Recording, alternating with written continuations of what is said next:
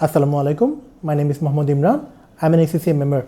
Currently, I'm working as a Deputy Manager, Accounts and Finance at a local conglomerate. I also had the opportunity to work for a Big 4 CA firm in Bangladesh. Every single day, professional life, যে complex challenges গুলো আমাকে face করতে হয়, যে complex tasks গুলো আমাকে manage করতে হয়, ACCA made sure that I'm well equipped for that.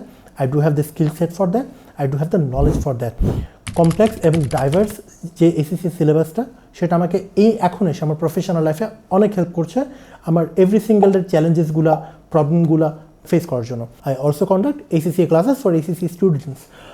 This session আমি অডিট অ্যান্ড অ্যাসুরেন্স পেপারটা কন্ডাক্ট করবো LCBS ঢাকায়।